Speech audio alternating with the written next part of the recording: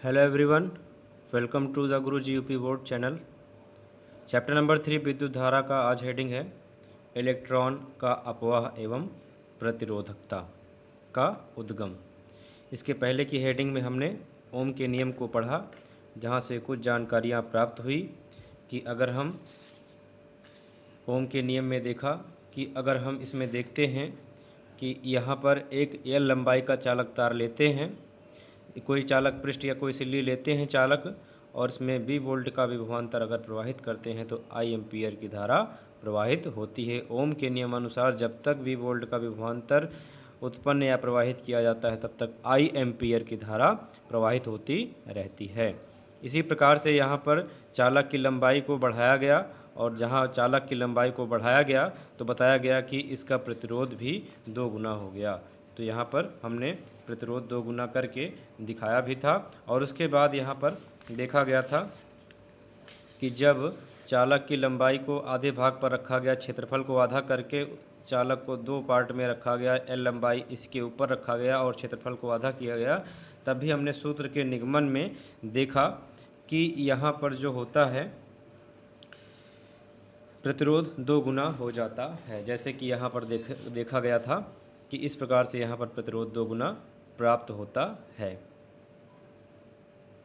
2 गुना प्रतिरोध किस प्रकार से प्राप्त हुआ था? यहाँ पर जब कहा गया कि चालक की लंबाई, दूसरे कंडीशन में चालक की लंबाई को कहा गया कि इसका प्रतिरोध कितना है, 2R है, यानी कि इसका प्रतिरोध कितना हो गया था, 2 गुना। जैसे कि कहा गया चालक की लंबाई 2 गुनी करने पर इसका प्रतिरोध 2 गुना हो जाता है। और इसके बाद फिर जब यहाँ पर 2R प्राप्त हुआ तो कहा गया कि चालक के अनुप्रस्थ काट के क्षेत्रफल को आधा करने पर प्रतिरोध क्या होता है, 2 गुना हो जाता है। और इसी के आधार पर कुछ मान निकाले गए थे, जहाँ से हमें पता चला था प्रतिरोधकता का मान R=ρl/A, और जहाँ से हमें पता चला था कि धारा घनत्व क्या होता है, और धारा घनत्व J=I/A भी बताया गया था। इसके बाद यहाँ पर विशिष्ट चालकता, जिसे चालकता कहा गया, चालकता होती है सिग्मा=1/ρ।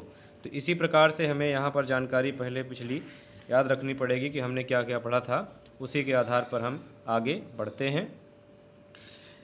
इलेक्ट्रॉन का अपवाह तथा प्रतिरोधकता का उद्गम पढ़ने के लिए हमें कुछ पिछली जानकारियों का होना बहुत आवश्यक है।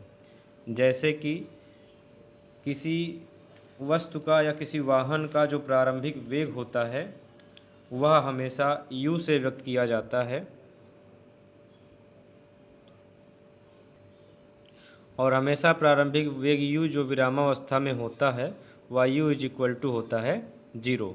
प्रारंभिक वेग u 0 होता है। पहली जानकारी, प्रारंभिक वेग u क्या होना चाहिए, 0। अर्थात यह हेडिंग पढ़ने के लिए पहले हमें कुछ पुरानी जानकारियों का होना बहुत आवश्यक है। जैसे कि प्रारंभिक वेग u होता है 0, और जैसे कि पहले पढ़ते आए हैं F होता है ma। अगर इसी से हमें एक डिफिनीसन निकालनी हो, एक फार्मूला और निकालना हो, तो a जो गुणांक होगा वो बटे में जाएगा, यानी a होगा F/m। हमें यह जानकारी का होना आवश्यक है। और उसी प्रकार से हमने सबसे पहले चैप्टर में पढ़ा कि विद्युत क्षेत्र किसे कहते हैं, तो कहा गया एकांक आवेश में आरोपित बल को विद्युत क्षेत्र कहते हैं, यानी E=F/Q हमने पढ़ा है। तो F का 1 में मल्टीप्लाई कराएं F हो जाएगा, E का Q में मल्टीप्लाई QE या EQ लिख सकते हैं, लिख देते हैं Q का E में मल्टीप्लाई QE, यानी हमें पता है F=QE होता है। किसके प्रकार से हुआ ये, E=F/Q के रूप में क्रॉस मल्टीप्लाई किया गया तो यह आया। और हमें पता होना चाहिए कि Q बराबर 10th का फार्मूला होता है NE और बराबर होता है IT, यानी Q बराबर NE बराबर IT। कोई 2 यहाँ से लिए जा सकते हैं जिन्हें हमें ज़रूरत पड़ेगी। जैसे कि हम यहाँ पर NE=IT, यानी देखिए फार्मूला इसी से कितना बन सकता है, Q=IT भी हो सकता है, NE=IT भी हो सकता है। तो जिसकी ज़रूरत पड़ेगी हमें वह मान लेना पड़ेगा, या Q=NE जो कि पहले से पढ़ते आए हैं यह भी हो सकता है। तो इस प्रकार से हमें इतना समझना पड़ेगा कि हमें यह जानकारी पहले से पता है।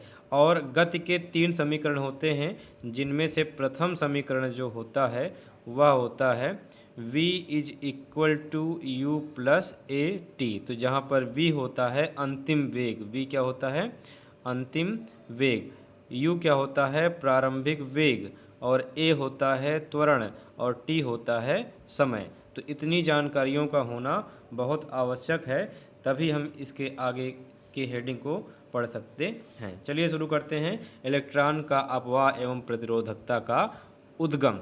सबसे पहले इसमें कहा ही गया है कि हमने पहले देखा इसके पहले की हेडिंग में, जब कोई इलेक्ट्रॉन किसी भारी आयन से संघट्ट करता है, यानी कोई इलेक्ट्रॉन किसी आयन से संघट्ट करने का मतलब टकराता है, संघट्ट करता है तो संघट्ट के बाद उसी चाल से चलता है, संघट्ट के बाद उसी चाल से चलता है, लेकिन इसकी गति यादृच्छिक हो जाती है। यादृच्छिक का होने का मतलब है कुछ इस प्रकार से, जैसे यहाँ से देखेंगे, एक इलेक्ट्रॉन एक आयन से संघट्ट करने के बाद पहले उसी चाल से चलता है, उसके बाद ये देखिए मुड़ते हुए इस प्रकार से बताया जा रहा है कि इसकी गति क्या हो जाती है यादृच्छिक, यानी कि जिग जैग मोशन करने लगता है। इस प्रकार से इसकी गति हो जाती है, इसकी कोई दिशा नहीं होती है।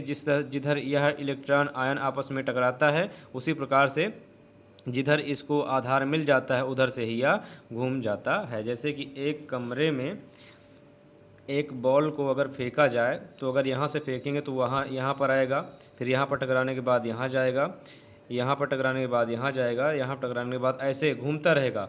तो जब तक उसमें बल रहेगा तब तक वह क्या करता रहेगा, घूमता रहेगा। तो यही गति क्या कहलाती है, यादृच्छिक गति कहलाती है।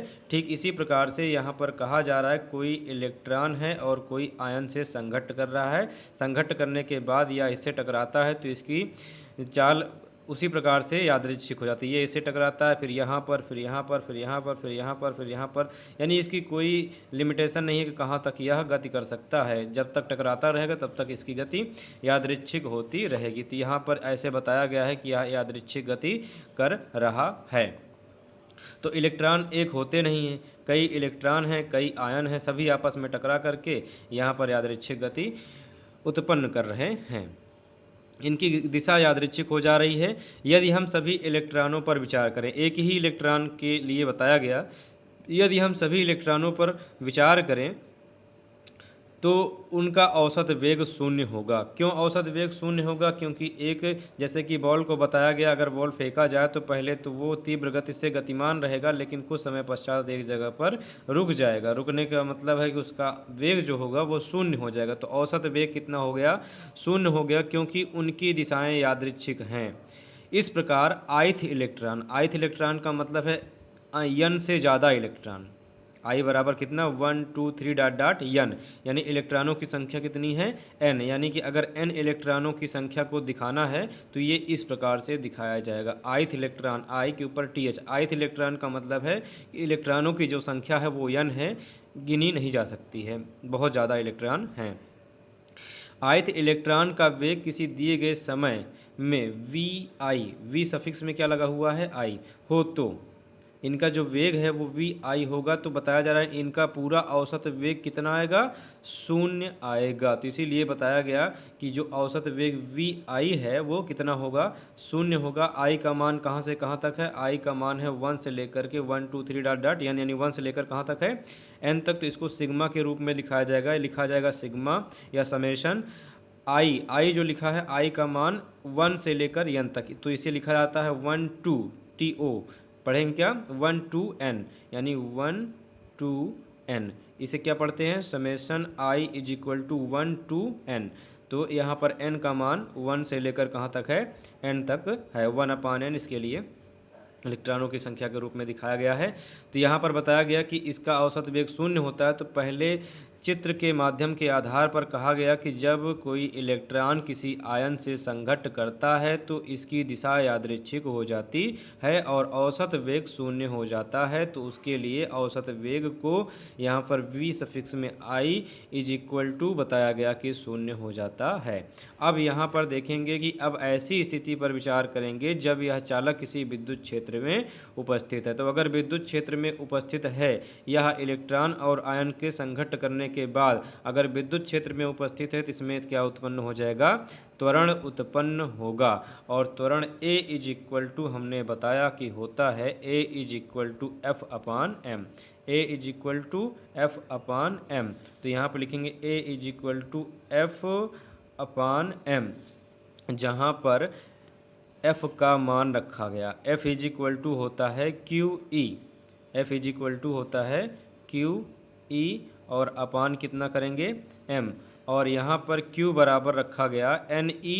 एन का मान इलेक्ट्रॉन की संख्या अगर एक के लिए जाए तो एन का मान 1 हो जाएगा, तो Q इज इक्वल टू क्या बचेगा E। तो जहाँ पर Q लिखा है वहीं पर लिख देंगे E, और E के बाद कैपिटल E है और अपान जितना है उतना कर देंगे। तो यहाँ पर गति यादृच्छिक है, इसीलिए दिशा विपरीत दिखाई जा रही है, इसीलिए यहाँ पर क्या लगाया गया A is equal to minus E upon m लिखा गया है। तो त्वरण a is equal to F upon M से f का मान माइनस ई निकाला गया है, जहां माइनस ई इलेक्ट्रॉन का आवेश तथा m इसका द्रव्यमान है।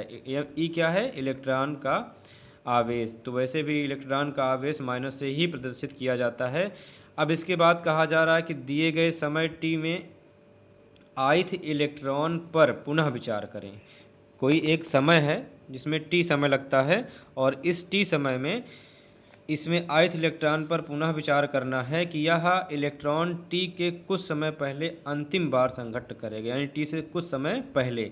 जैसे कि यहाँ पर माना जाए कि 0 सेकेंड, 1 सेकेंड, 2 सेकेंड, तो कह रहे हैं कि यहाँ से यहाँ तक 1 सेकेंड अगर लास्ट है तो 1 सेकेंड के कुछ समय पहले, 0 के बाद और 1 सेकेंड से कुछ सेकंड पहले, यानी कि नैनो सेकंड की बात कर रहे हैं कि अंतिम संघट्ट व्यतीत करने का जो समय है वह टी आई है। और यदि इसमें का अंतिम संघट्ट वी आई सफिक्स में आई है, स्मॉल है, वी आई है, तो इसके पश्चात वेग का तथा समय टी पर इसका वेग क्या होगा। तो यहाँ पर हम गति का लगाएंगे प्रथम समीकरण। तो गति का प्रथम समीकरण क्या कहता है कि v is equal to U plus A T. V होता है अंतिम वेग। तो यहाँ पर देखिए अंतिम संघट्ट का मतलब है अंतिम वेग। अंतिम संघट्ट के तुरंत पश्चात वेग था, यह वेग कब का था? अंतिम संघट्ट के पश्चात। तो जहाँ पर अंतिम वेग है तो ये लिखा जाएगा अंतिम वेग के स्थान पर वी आई, कैपिटल कर लिया जाए थोड़ा सा ताकि समझ में आए। इसके बाद is equal to U, U का मतलब है प्रारंभिक वेग, और हमने प्रारंभिक वेग V I is equal to 0 लिखा है, जो कि अभी प्रारंभिक वेग को ही बनाया जाएगा जिसे प्रारंभिक वेग स्मॉल वी आई कहा जाएगा। और उसके बाद हमें जानते हैं कि क्या होता है यू प्लस, तो यू की जगह पर वी आई प्लस ए के स्थान पर क्या रहना चाहिए? तो A is equal to minus E upon M है, तो यहाँ लिखेंगे माइनस ई अपान एम, और ए के बाद है टी, तो यहाँ पर लिख दिया गया है टी, और टी को समय कितना माना गया है? टी आई, तो टी के स्थान पर लिख दिया गया टी आई। तो इस प्रकार से यह गति के प्रथम समीकरण से बनाया गया है। चूँकि अपने अंतिम संघट्ट से प्रारंभ करने के पश्चात, अंतिम संघट्ट से आरंभ करने के पश्चात यह इलेक्ट्रॉन किसी समय अंतराल t1 के लिए समीकरण 3.15 ये त्वरण के लिए दिए गए त्वरण के साथ त्वरित हुआ। ये त्वरण के साथ त्वरित होने का मतलब क्या है कि जब इसमें त्वरण के मान कुछ आए, विद्युत क्षेत्र के मान कुछ आए, तो इसके मान में परिवर्तन हुआ। यादृच्छिक गति हो ही रही है तो यहाँ पर लगातार मान में परिवर्तन होगा। सभी इलेक्ट्रॉनों का समय t और औसत वेग वी आई, सफिक्स में वी आई कैपिटल कर दिया गया है। यह क्या है? इसका औसत है, और इसी औसत के माध्यम से यहाँ पर देखा गया तथा वी आई का औसत 0 है। इसका मतलब वी सफिक्स में आई से स्मॉल में है, और इसे प्रारंभिक वेग कहा गया था। और प्रारंभिक वेग अभी हमने देखा कि यहाँ पर प्रारंभिक वेग जो है वो कितना प्राप्त हुआ है? 0 ही प्राप्त हुआ है। तो यहाँ पर बताया भी जा रहा है कि यहाँ पर जो औसत है वह कितना है? 0 है, क्योंकि संघट्ट के तुरंत बाद एक इलेक्ट्रॉन के वेग की दिशा पूर्णतः यादृच्छिक होती है। हम जान चुके हैं इलेक्ट्रॉनों के संघट्ट नियमित काल अंतराल पर न होकर यादृच्छिक समय में होते हैं। इनका समय यादृच्छिक होता है। यदि लगातार संघट्टों के बीच औसत समय को हम टाउ, इसे बोलते हैं टाउ से निर्दिष्ट करें, तो इस किसी दिए गए समय में कुछ इलेक्ट्रॉन टाउ से ज़्यादा और कुछ टाउ से कम समय व्यतीत किए होंगे, यानी कुछ ज़्यादा समय लेंगे और कुछ कम समय लेंगे। या हम इसके माध्यम से देख सकते हैं कि जैसे एक इलेक्ट्रॉन है, एक आयन है, एक इलेक्ट्रॉन है, एक आयन है, एक आयन है। तो अगर इलेक्ट्रॉन आयन से संघट्ट कर रहा है तो यहाँ से यहाँ तक की दूरी देखिए और यहाँ से यहाँ तक की दूरी देखिए। अगर देखा जाए तो यहाँ से यहाँ आने में इससे कुछ ज़्यादा समय लगेगा। तो कह रहे हैं किसी में टाउ का कुछ ज़्यादा समय लगता है और किसी में, इसे ऐसे बोलते हैं टाउ, किसी में टाउ का कुछ कम समय लगता है। तो इसी प्रकार से बता रहे हैं कि दूसरे शब्दों में हम कह सकते हैं कि जो आई है, आई का मतलब इलेक्ट्रॉन, ith इलेक्ट्रॉन कहा गया है, i is equal to 1 to n है, इसके विभिन्न मान होते हैं। विभिन्न मान होने का मतलब है कहीं पर दूरी अधिक है तो समय ज़्यादा लगेगा, कहीं पर दूरी कम है तो समय कम लगेगा। तो इसी प्रकार से कई इलेक्ट्रॉन हैं, कुछ दूरी पर ज़्यादा रहते हैं, कुछ नज़दीक रहते हैं, तो वो संघट्ट करते हैं और संघट्ट के बाद जो काल होता है वही इसका श्रांति काल कहलाएगा।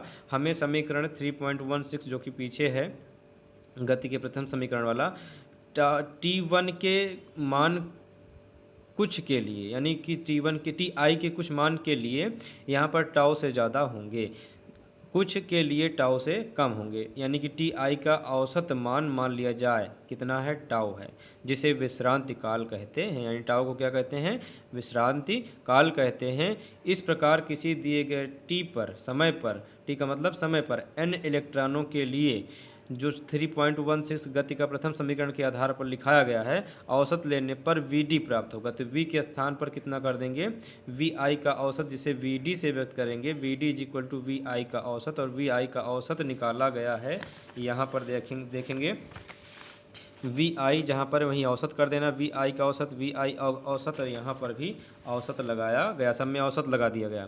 तो यह औसत वेग जो है कितना है, 0 है, बचा कितना, माइनस ई अपान टाउ, T1 को Ti को कर दिया गया टाउ अपान m, और इसके बाद माइनस ई अपान 0 हट ही जाएगा तो यह बचेगा। तो इस प्रकार की जो सूत्र का निगमन है वही कहलाता है अपवाह वेग, जिसे Vd से व्यक्त किया जाता है। तो आइए पहले इसका हम लिखने का तरीका समझें कि किस प्रकार से अपवाह वेग तक लिखना है, और अपवाह वेग के बाद हम बात करेंगे प्रतिरोधकता का उद्गम का। तो इसमें हेडिंग लिखिएगा इलेक्ट्रॉन का अपवाह एवं प्रतिरोधकता का उद्गम, और इसमें लिखिएगा जब कोई इलेक्ट्रॉन किसी भारी आयन से संघट्ट करता है, जैसा कि समझाया ही गया, आयन से संघट्ट करता है तो संघट्ट के पश्चात या संघट्ट के बाद उसी गति या उसी चाल से चलता है, लेकिन इसकी दिशा यादृच्छिक हो जाती है। यादृच्छिक होने का मतलब है इधर जाएगा, इधर जाएगा, इधर जाएगा, इधर जाएगा, अर्थात औसत वेग 0 होता है। यदि ith electron i is equal to 1 to n का वेग, यहाँ पर कहा गया है कि इसका जो वेग है वो कितना हो सकता है। जैसे कि जानते हैं कि वेग को व्यक्त किया जाता है v से, तो ith इलेक्ट्रॉन के लिए कहा गया कि इसका वेग दिए गए समय में v सफिक्स में i हो तो यहाँ पर लिखेंगे का वेग v सफिक्स में i, vi हो तो यहाँ पर वेग जो है उसका औसत निकालना है। तो उसका औसत वेग कितना करना है, 0, यानी पहले से ही बताया गया कि इसका औसत वेग कितना है, 0 है। अब हमें यह प्रदर्शित करना है कि कैसे औसत वेग को दिखाया जाए। तो औसत वेग के लिए यहाँ पर क्या करा गया है, सबसे पहले इलेक्ट्रॉनों की संख्या n के लिए करा गया 1/n, और उसके बाद औसत के लिए यहाँ पर सिग्मा यानी समेसन का उपयोग किया गया। और समेसन को कहाँ से कहाँ तक रखा गया ये पता चलेगा Vi से, यानी कि वेग से। कहाँ से वेग से, ith, i is equal to 1 to n, यानी पहले पर V1, दूसरे पर V2, तीसरे V3 डॉट डॉट nवें पर इलेक्ट्रॉन पर Vn वेग लगा हुआ है। तो वही बता रहे हैं i का मान 1 से लेकर कहाँ तक है, n तक है। स्मॉल n है या कैपिटल n, कैपिटल n तक है, क्योंकि 1 से n कैपिटल में लिखा गया, तो 1 to n यहाँ पर लिखा गया। तो यहाँ पर हम देख सकते हैं कि Vi इज इक्वल टू 0, इसे बनाया जाएगा इक्वेशन नंबर फर्स्ट, समीकरण नंबर 1। और इसके बाद ऐसी स्थिति पर विचार करें, हमें यहाँ पर स्थिति पर विचार करना है जब यह चालक के किसी विद्युत क्षेत्र में उपस्थित है, यानी कि इसमें अगर विद्युत क्षेत्र उपस्थित हो जाए तो इसमें इलेक्ट्रॉन में क्या होगा, त्वरण उत्पन्न होगा। देखिए इलेक्ट्रॉन में त्वरण का उत्पन्न होना कि जैसे कि एक बाइक होती है और जब तक वह स्थिर होती है यानी रुकी होती है, विरामावस्था में होती है, तब तक उसका प्रारंभिक वेग u से व्यक्त करा जाता है, लेकिन यहाँ पर औसत वेग है तो उसे v से व्यक्त करा गया है। तब तक उसका वेग v इज इक्वल टू 0 रहता है और जैसे ही उसको स्टार्ट किया जाता है वह उसमें वेग होता है और जैसे ही विद्युत क्षेत्र उत्पन्न किया जाता है उसमें त्वरण उत्पन्न होता है। त्वरण उत्पन्न होने का मतलब है जैसे एक्सेलेटर होता है उसे हम जितना ज़्यादा प्रवाहित करते हैं, जितना ज़्यादा ऐंठते हैं उतना ही बाइक में आवाज़ ज़्यादा आता है, तो वही ऐंठना ही एसिलरेशन कहलाता है। उसे कहते हैं कि त्वरित किया जा रहा है। हिंदी में क्या कहेंगे, एसिलरेटर चलाने का मतलब क्या होता है, त्वरण उत्पन्न किया जा रहा है। तो वही कह रहा है कि जैसे ही विद्युत क्षेत्र आएगा इसके क्षेत्र के कारण इलेक्ट्रॉन उत्पन्न होगा। तो यहाँ लिखेंगे यदि चालक में विद्युत क्षेत्र उपस्थित हो या विद्युत क्षेत्र प्रवाहित किया जाए तो इस क्षेत्र में यानी कि विद्युत क्षेत्र में, तो इस क्षेत्र में इलेक्ट्रॉन में त्वरण उत्पन्न होगा। तो इस क्षेत्र में इलेक्ट्रॉन, इस क्षेत्र में इलेक्ट्रॉन में उत्पन्न त्वरण, यानी हम तो जान गए हैं कि उत्पन्न त्वरण ही उत्पन्न होगा, तो यहाँ लिख सकते हैं उत्पन्न त्वरण। जैसा कि हमने बताया कि इस चैप्टर को पढ़ने के लिए हमें पता होना चाहिए कि त्वरण A इज इक्वल टू होता है F अपान M। तो A is equal to F upon यहाँ पर M रख दिया जाता है और जहाँ पर F इज इक्वल टू हमें पता होना चाहिए कि F बराबर होता है QE और Q का मान NE रखा जाएगा। N इलेक्ट्रॉनों की संख्या 1 होगी, हर इलेक्ट्रॉन के लिए अलग अलग निकाला जाएगा, तो N को हटा दिया जाएगा, यानी Q इज इक्वल टू कितना रखा जाएगा, E। और यह इलेक्ट्रॉन के लिए है तो इसलिए माइनस E रखना पड़ेगा। तो यहीं पर हम क्या करेंगे, Q is equal to N हटा करके इलेक्ट्रॉन के लिए माइनस लगा दिया गया है, Q is equal to minus E रख दिया जाएगा। तो जहाँ पर F is equal to QE लिखा है, Q के स्थान पर कितना करना है, माइनस EE। तो जहाँ लिखेंगे, जहाँ चूँकि F is equal to minus E और कैपिटल E, तो ये कहाँ से आया है, Q से आया है। Q बराबर क्या होता है, NE। N का मान 1 रखा गया और माइनस इसलिए लगाया गया क्योंकि यहाँ पर इलेक्ट्रॉन को प्रदर्शित किया जा रहा है। इसके बाद A is equal to F के स्थान पर रख दिया जाए माइनस E कैपिटल E और अपान M, जहाँ माइनस E इलेक्ट्रॉन को बताता है, कैपिटल E विद्युत क्षेत्र को बताता है, जैसा कि कहा गया कि यदि विद्युत क्षेत्र उपस्थित हो, और M इसका द्रव्यमान होगा। यहाँ पर देख भी सकते हैं कि जहाँ स्मॉल e इलेक्ट्रॉन का आवेश तथा m इलेक्ट्रॉन का द्रव्यमान है। अब आगे चलेंगे, यदि दिए गए t समय ith इलेक्ट्रॉन पर, t समय में ith इलेक्ट्रॉन पर पुनः विचार करें, यानी कि कोई इलेक्ट्रॉन है उसमें t समय लगता है और उसमें कई इलेक्ट्रॉन है। ith इलेक्ट्रॉन का मतलब वो n इलेक्ट्रॉन, इलेक्ट्रॉनों की संख्या n है, कई इलेक्ट्रॉन है।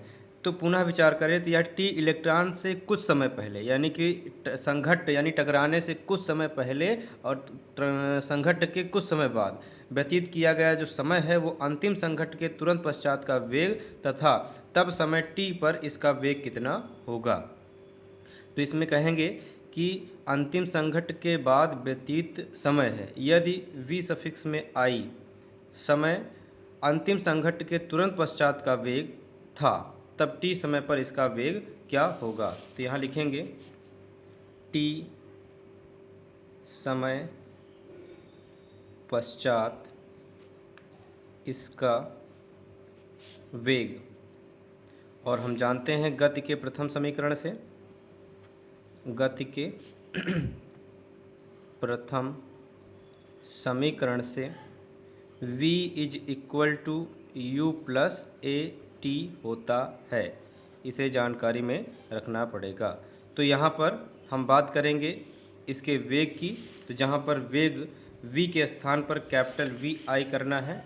ये हो गया कैपिटल वी सफिक्स में आई, और उसके बाद वी के स्थान पर कैपिटल वी यानी अंतिम वेग है, यू है प्रारंभिक वेग, और प्रारंभिक वेग को यहाँ पर स्मॉल वी सफिक्स में आई से व्यक्त किया गया है।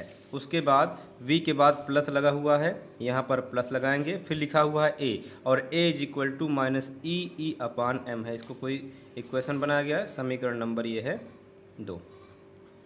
और यहाँ पर a के स्थान पर देखिए u प्लस ए टी, तो a के स्थान पर रखेंगे माइनस ई कैपिटल ई और अपान m, और इसके बाद यहाँ पर a के बाद t है तो a का मान रखने के बाद यहाँ पर रख देंगे t, और इसके बाद इसको भी कोई एक समीकरण बना लेते हैं, इक्वेशन नंबर हो जाएगा 3। अब क्या कहा जा रहा है, चूंकि अपने अंतिम संघट्ट से आरंभ करने के पश्चात यह इलेक्ट्रॉन किसी समय अंतराल टी आई के लिए, अब जो समय है वो टी से क्या बना दिया गया है, कई इलेक्ट्रॉन हैं तो आई है, यानी n इलेक्ट्रॉन है तो n समय भी लगेगा। पहले इलेक्ट्रॉन के लिए v1 वेग के लिए t1 समय, v2 वेग के लिए t2 समय, इसी तरीके से इसका समय बढ़ता जाएगा। अब इन सभी का औसत निकाल दिया जाए तो लिखेंगे समय t पर औसत वेग भी vi का औसत है। लिखेंगे समय ti पर औसत वेग कैपिटल V सफिक्स में आई है, अर्थात यहाँ लिख सकते हैं अर्थात का मतलब है सब में क्या लगा दिया जाए, औसत लगा दिया जाए। तो यहाँ पर लिख सकते हैं कैपिटल वी आई और नीचे सफिक्स में लिख दें औसत, यानी औसत वेग अंतिम का। यहाँ पर भी लिख सकते हैं वी आई और नीचे लिख सकते हैं औसत। यहाँ पर भी plus minus E capital E upon M, और यहाँ लिख सकते हैं औसत, और यहाँ पर लिख दें टी आई, इसका भी कर दिया जाएगा औसत। अब इसके बाद क्या करना है, इसके बाद है यहाँ पर जिसे कि हमें समझना है, औसत का प्रयोग यहाँ पर टी आई में हुआ है, तो यहाँ से औसत हटा करके हम टी आई में औसत लगा लेते हैं, क्योंकि समय का औसत विद्युत, देखिए इसमें औसत लगाया गया, इसमें औसत क्यों नहीं लगाया गया, ये समस्या है। देखिए इसमें आई का मतलब क्या है कि इसमें समय की संख्या ज़्यादा है और विद्युत क्षेत्र वही है, इलेक्ट्रॉन भी उतने ही रहेंगे और उसका द्रव्यमान भी उतना, ये निश्चित है, ये निश्चित नहीं, तो इसका औसत यानी योग करना पड़ेगा इसी के साथ में, इसीलिए टी आई में औसत लगा जाए, यानी जहाँ पर आई लगा हुआ सिर्फ उसी में औसत किया गया है। यहाँ पर लिख सकते हैं समीकरण 1 में क्या दिया गया है कि इसका जो औसत वेग है वी आई है, औसत वेग क्या होता है, 0 होता है, तो ये औसत वेग ही तो है। तो यहाँ पर लिख सकते हैं v सफिक्स में आई और उसके बाद इसे vd के रूप में दिखा गया है, अभी हम लिख देंगे v सफिक्स में आई औसत इज इक्वल टू इतना हो जाएगा 0 और प्लस माइनस हो जाएगा minus E capital E upon M, और उसके बाद यहाँ पर टी आई का हम ले लेंगे औसत, तो टी आई और यहीं पर लिख देंगे औसत।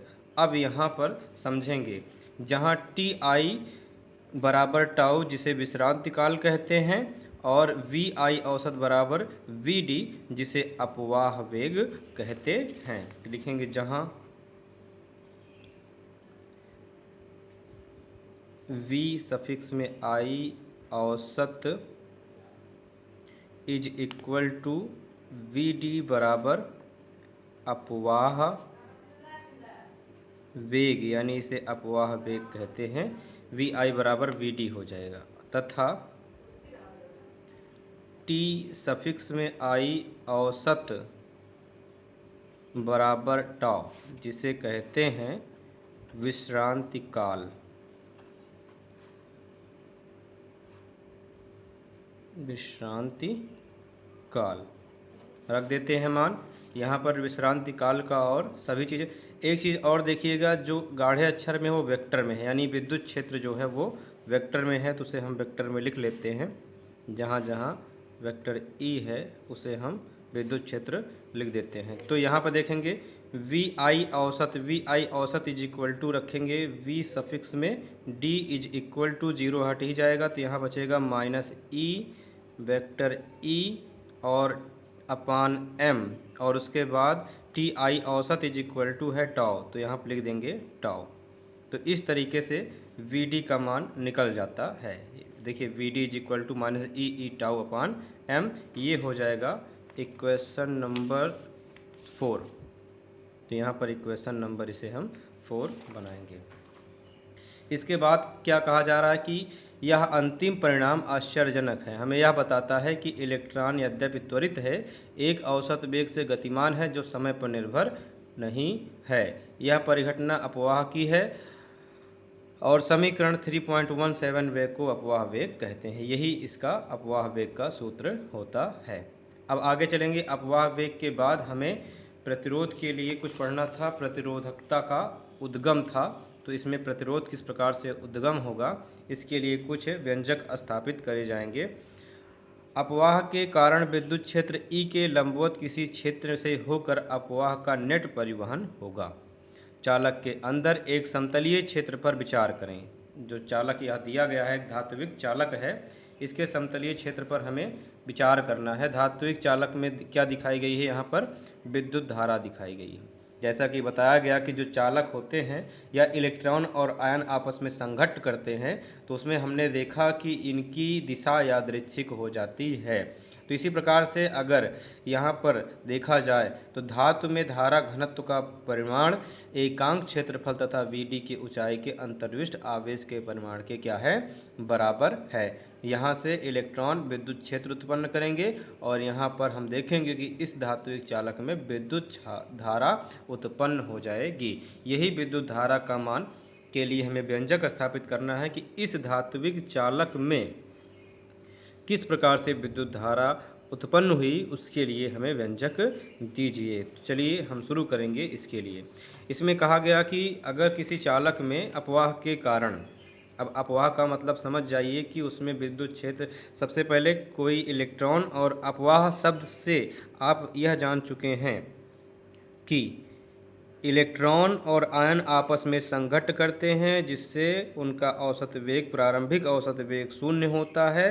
अंतिम औसत वेग के समय t से कुछ समय पहले अगर उसका वेग निकाला जाए तो कई समय होंगे, कई इलेक्ट्रॉन होंगे, उसके लिए हमें एक अपवाह वेग का सूत्र मिलेगा, जिससे Vd is equal to minus E tau upon m कहा जाएगा। तो इसी प्रकार से कहा जाएगा कि यहाँ पर औसत वेग जो है वह गतिमान है, यानी किसी चालक में औसत वेग के गतिमान के विषय में हमें जानकारी करनी है। सबसे पहले यहाँ पर देखिए कहा गया कि इसका नेट परिवहन होगा। चालक के अंदर एक समतलीय क्षेत्र पर विचार करें कि टाउ के समांतर क्षेत्र पर अभिलंब है, तब अपवाह के कारण अत्यणु समय डेल्टा टी, जो समय टी है वो डेल टी हो जाएगा। क्षेत्र के बाईं ओर के सभी इलेक्ट्रॉन, अब यहाँ पर मॉड लगा दिया गया। मॉड का मतलब होता है जो मान ऋणात्मक लिखा रहे उसे धनात्मक लिखा जाए। जैसे कि ये Vd है, ये पूरा किसके बराबर आया हुआ है, ये पूरा आया हुआ है Vd के बराबर, और इसमें लगा दे रहे हैं मॉड। मॉड का मतलब है जो माइनस है वो किस में हो जाएगा, प्लस में हो जाएगा, तो इसीलिए मॉड का प्रयोग किया गया। दूरी पार कर लिए होंगे। यदि चालक के प्रति एकांक क्षेत्रफल आयतन में मुक्त इलेक्ट्रॉनों की संख्या n है, तो इसमें कितने इलेक्ट्रॉन हो जाएंगे। देखिए ऐसे इलेक्ट्रॉन, ये इतने क्या हैं, इसके इलेक्ट्रॉन हैं, ये क्या है, इतने इलेक्ट्रॉनों की संख्या क्या क्या है, ऐसे इलेक्ट्रॉन होंगे n डेल्टा t होगा, और उसके बाद यहाँ पर Vda ऐसे इलेक्ट्रॉन होंगे। चूँकि प्रत्येक इलेक्ट्रॉन आवेश माइनस ई वहन करता है, डेल्टा टी समय क्षेत्र ए के दाईं ओर परिवहन कुल आवेश। अब यहाँ देखिएगा कुल आवेश, यहाँ पर देखिए कितना है, आवेश को व्यक्त करते हैं Q से, तो Q इज इक्वल टू हमें रखना है minus N E A mod V D delta T. E बाईं ओर निर्दिष्ट हैं। इस क्षेत्र से होकर विद्युत क्षेत्र ई के अनुदिश परिवहित कुल आवेश इसके ऋणात्मक होंगे। तो यहाँ पर जब ऋणात्मक हो जाएंगे तो ऋणात्मक और ऋणात्मक इसके क्या हो जाएंगे, धनात्मक। परिभाषा अनुसार समीकरण 3.2, तो 3.2 जो भी है, क्षेत्र ए को समय डेल्टा टी में पार करने वाला आवेश जो होगा वो होगा Q is equal to I delta T. यही धारा का परिमाण है। तो आवेश, दोनों तरफ आवेश का मान रख दिया गया है। जैसे Q इज इक्वल टू होता है NE, तो Q का मान आई डेल्टा टी रखा गया और NE जो इलेक्ट्रॉनों की संख्या होगी वहाँ पर इसको, यानी दोनों Q का मान यहाँ पर रख दिया गया है। तो देखिए इसको हमको किस प्रकार से, हमें आवेश के कुछ मान यहाँ पर मिल रहे हैं। ये कब मिल रहे हैं, Q इज इक्वल टू जब इलेक्ट्रॉन माइनस E का वहन करता है, और विद्युत क्षेत्र के बाईं ओर निर्दिष्ट होने के कारण यहाँ पर जब धारा के मान में इसको पढ़ना पड़ता है तब आवेश Q इज इक्वल टू आई उत्पन्न होता है। तो यहाँ पर हम लिख सकते हैं कि चालक के अंदर समतलीय क्षेत्र पर विचार करें तो टाउ समांतर क्षेत्र के अभिलंब है। तो यहाँ पर हम लिख सकते हैं यदि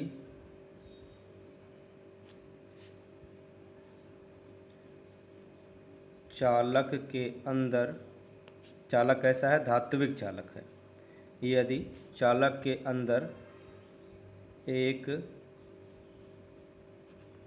समतलीय क्षेत्र पर विचार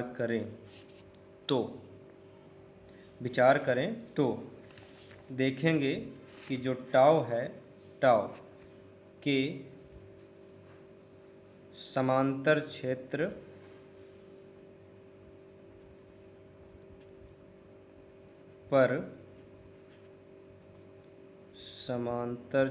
पर अभिलंब है।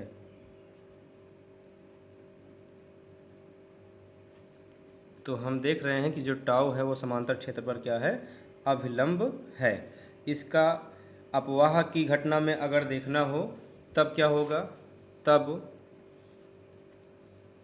अगर अपवाह के क्रम में देखना हो तो लिखेंगे अपवाह के कारण, और अपवाह शब्द आने का मतलब है कि वहाँ पर VD जरूर आए। तो ठीक है ना, अपवाह के कारण अत्यणु समय डेल्टा टी में, तो अत्यणु का मतलब है अधिक अणु है और उसमें समय कितना लग रहा है, डेल्टा टी। डेल्टा टी समय में अत्यणु, इसमें क्या है, क्षेत्र की बाईं ओर के सभी इलेक्ट्रॉन, इसके जो इलेक्ट्रॉन होंगे वो कैसे लिखे जाएंगे, क्षेत्र के बाईं ओर के इलेक्ट्रॉन और दाईं ओर के इलेक्ट्रॉन की बात हमें करनी है। क्षेत्र के बाईं ओर के इलेक्ट्रॉन पर जो आवेश होगा अनुगमन वेग के आधार पर, इलेक्ट्रॉन पर अनुगमन वेग या अपवाह कह सकते हैं, ठीक है ना, अनुगमन या अपवाह दोनों एक ही होते हैं। तो यहाँ पर लिख सकते हैं अपवाह के कारण, तो इलेक्ट्रॉन पर अनुगमन या अपवाह लिख सकते हैं। यहाँ पर अनुगमन भी ठीक है और अपवाह ब्रैकेट में कर देते हैं, क्या दिक्कत है, अपवाह वेग के कारण आवेश Q इज इक्वल टू, यहाँ पर आवेश होंगे -NEA, बाईं ओर के लिए है -NEA, और उसके बाद मॉड VD, VD में मॉड इसलिए लगाया गया कि जो उसमें मान माइनस में है उसको प्लस में लिखा जाए। तो यहाँ पर ये हुआ Q बराबर -NEA मॉड VD। विद्युत क्षेत्र E बाईं ओर निर्दिष्ट है। अब बाईं ओर निर्दिष्ट होने के कारण इसका मान क्या लिया जाएगा, धनात्मक होगा। लिखेंगे चूंकि विद्युत क्षेत्र वेक्टर E बाईं ओर निर्दिष्ट है, अर्थात इसका मतलब क्या है कि Q इज इक्वल टू जो माइनस है वो प्लस हो जाएगा, NE A मॉड VD और डेल्टा T, यहाँ पर हम लिख सकते हैं। अब इसके बाद क्या करना है, परिभाषा के अनुसार क्षेत्र A को समय डेल्टा T पार करने वाले आवेश धारा के क्रम में I डेल्टा T होंगे। तो यहाँ लिख सकते हैं कि धारा के परिमाण के लिए, धारा के परिमाण के लिए अर्थात धारा के क्रम में अगर हमको पढ़ना हो, धारा के परिमाण के लिए या धारा कैपिटल I के परिमाण के लिए क्षेत्र A को समय डेल्टा T पार करने वाले आवेश, क्षेत्र A को समय डेल्टा T पार करने वाले आवेश को व्यक्त करते हैं Q से, जैसा कि हमने बताया था कि Q is equal to NE बराबर IT होता है। तो हमें Q बराबर IT की ज़रूरत है, तो I और T के स्थान पर समय जो दिया गया है वो है डेल्टा T। तो Q is equal to I delta T। अब देखिए Q बराबर I डेल्टा T यहाँ पर हम लिख सकते हैं। ये समीकरण नंबर हो जाएगा 5 और ये समीकरण नंबर हो जाएगा 6। तो यहाँ लिख सकते हैं समीकरण 5 व समीकरण 6 से इसमें हम देख रहे हैं कि Q इज इक्वल टू, यहाँ पर जहाँ Q लिखा है वहीं लिख सकते हैं Q बराबर I delta T is equal to plus NE A और उसके बाद मॉड VD और डेल्टा T। तो डेल T से या डेल्टा T से डेल्टा T कैंसल आउट हो जाएगा। यहाँ पर हमारे पास बचेगा I is equal to NE A mod VD और अब यहाँ पर हम मॉड VD का मान रखेंगे और मॉड VD का मान हमें मिला हुआ है। यहाँ पर VD है, सिर्फ मॉड लगाना है। मॉड लगाने से क्या होगा कि जो मान है, ऐसा करते हैं VD बराबर कितना है, minus E tau upon M है, तो यहीं पर बस मान रख देंगे। बस यहाँ लिखेंगे समीकरण एक नहीं है, कौन सा 4 है। समीकरण 4 से VD का मान रखने पर तो I is equal to NE A mod VD बराबर है माइनस E कैपिटल E और अपान M और यहीं पे लगा हुआ है टाउ, ये तो है। अब इसके बाद I is equal to NE A minus mod में रहता है तो बाहर आता हो जाता है प्लस में, और वेक्टर E में मॉड लगाया गया है क्योंकि विद्युत क्षेत्र धनात्मक होना चाहिए। इसके बाद टाउ और अपान कितना करा जाएगा M। तो यहाँ देख सकते हैं कि जो मान रखा गया E स्क्वायर VD का मान समीकरण 3.17 में प्रतिस्थापित करने पर 3.17 में VD का मान प्रतिस्थापित किया गया। अब इसके बाद यहाँ से इसके आगे समझते हैं। देखिए ये समीकरण तक हम पहुँच चुके हैं। इस समीकरण को अगर इसी प्रकार से अगर हमको मैच कराना हो तो पहले E लिखेंगे, फिर A लिखेंगे, फिर टाउ, फिर N, फिर डेल्टा T से, तो डेल्टा T कट ही गया, इससे कोई मतलब नहीं है। इसके बाद वेक्टर E को बाद में लिखा गया। देखिए यहाँ पर हम लिख सकते हैं I is equal to E का E में मल्टीप्लाई हो जाएगा E स्क्वायर। उसके बाद उसी अगर बुक के आधार पर लिखना है तो A, अगर इसी तरीके लिखें कोई समस्या नहीं है। तो E का E में मल्टीप्लाई E स्क्वायर, फिर A, फिर कौन सा है टर्म, फिर है टाउ, फिर N। देखिए टाउ कहीं ना कहीं तो है ही, टाउ, फिर उसके बाद है N एक ही बार है, और उसके बाद फिर विद्युत क्षेत्र वेक्टर E में जो कि मॉड लगा करके रहे, और उसके बाद यहाँ पर पूरे का अपान हम कर दे रहे हैं M, जैसा कि इतने का ही लेकिन हम पूरे का अपान कर सकते हैं M। तो डेल्टा T से डेल्टा T कट गया। परिभाषा के अनुसार धारा घनत्व, तो हमने धारा घनत्व को बताया, यहाँ पर लिख सकते हैं चूँकि धारा घनत्व J इज इक्वल टू होता है I अपान A, और हमें ज़रूरत है I के क्रम में पढ़ने के लिए। तो यहाँ लिख सकते हैं I is equal two upon 1 करें, इसका इसमें J का A में गुणा करें तो आएगा ये JA। तो तो यहाँ पर लिख सकते हैं जे और ए। और इसके बाद अगर देखें तो यहाँ पर मॉड का विचार किया गया है, तो सिर्फ धारा घनत्व में ही मॉड लग सकता है, क्योंकि इसी में ही बताया गया कि यह एक सदिश राशि है और सदिश राशियों में ही औसत निकाला जा सकता है। तो कुछ समीकरण बनाए गए हैं, जैसे कि कहाँ तक पहुँचे थे, इक्वेशन नंबर 6 तक। अब इक्वेशन नंबर 6 के बाद इक्वेशन नंबर 7 हो गया, और उसके बाद फिर इक्वेशन नंबर हो जाएगा 8। तो 8 इक्वेशन तक पहुंच चुके हैं। अब हमें I इज इक्वल टू मिला है धारा घनत्व के क्रम में जे ए। तो I इज इक्वल टू जे ए 3.19 कौन सा है, 3.19 तथा 3.20 में, यानी इस और इस समीकरण से हमें कुछ मान रखने हैं। जे इज इक्वल टू, यानी जे का मान निकालना है, तो I का मान रख देते हैं, जे का मान निकल जाएगा। तो चूँकि I इज इक्वल टू होता है मॉड जे ए, तो जहाँ I है वहीं पर हम लिख दे रहे हैं मॉड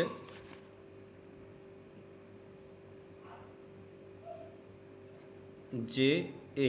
हमने चूँकि लिखा है I is equal to mod J, तो I is equal to mod J A हो गया E square A tau N mod vector E और अपान एम। तो ए से ए कैंसल आउट हो जाएगा, यहाँ पर बचेगा mod vector J is equal to E square tau N vector E और अपान एम। ये बनेगा इक्वेशन नंबर 9। और अगर इसमें से हम मॉड हटाएंगे तो यहाँ पर लिखा जाएगा J is equal to E square tau और अपान एम, और एन ई या वेक्टर में भी कर सकते हैं। अब इसके बाद हमें इसके पहले की वाली हेडिंग में देखना पड़ेगा। हमने एक चीज़ पढ़ा था, हेडिंग चालकता। चालकता क्या होती है, जिसे कि हमने देखा कि J is equal to sigma E होती है। तो जहाँ पर J लिखा हुआ है वहाँ पर हम लिख देते हैं सिग्मा ई। तो यहाँ पर हम लिख देते हैं चूँकि J is equal to sigma E होता है, तो यहाँ पर जहाँ J लिखा हुआ है वहीं पर लिख देंगे sigma E is equal to E square tau upon M और एन वेक्टर ई। तो दोनों तरफ वेक्टर ई है, वेक्टर ई से वेक्टर ई कैंसल आउट हो जाएगा। तो यहाँ पर देखते हैं कि क्या आता है समझ में। तो सबसे पहले यहाँ पर लिख सकते हैं sigma is equal to E square tau upon M, और यहाँ पर है एन। एन को हम आगे लिख लेते हैं क्योंकि मल्टीपल में है, कहीं लिख सकते हैं। तो ये हो गया sigma N E square tau upon M. तो यहाँ पर हम देखेंगे कि विशिष्ट चालकता यानी चालकता के क्रम में हमने देखा कि अगर चालकता को सिग्मा से निर्दिष्ट करें तो sigma is equal to N E square tau upon M, जो कि आया हुआ है यहाँ पर sigma is equal to N E square tau upon M. तो यही इस प्रकार हम देखते हैं कि विद्युत चालक, यहाँ पर से लिखना है कि इस प्रकार हम देखते हैं कि विद्युत चालकता का एक बहुत सरल चित्रण ओम के नियम के प्रतिकृत तैयार करता है। अवश्य ही हमने यह पूर्व धारणा बनाई कि टाउ और एन और ई से स्वतंत्र स्थिरांक हैं, ठीक है ना। अब इसी प्रकार से ओम के नियम की विवेचना होगी। ओम के नियम की विवेचना में सबसे पहले हमें नेक्स्ट हेडिंग देखना पड़ेगा, गतिशीलता। तो नेक्स्ट वीडियो में मिलेंगे इसको देखने के लिए। तब तक पढ़ते रहिए और निरंतर प्रयास करते रहिए। और चैनल को ज़्यादा से ज़्यादा शेयर कीजिए और लाइक करते रहिए। धन्यवाद। Thanks for watching the video.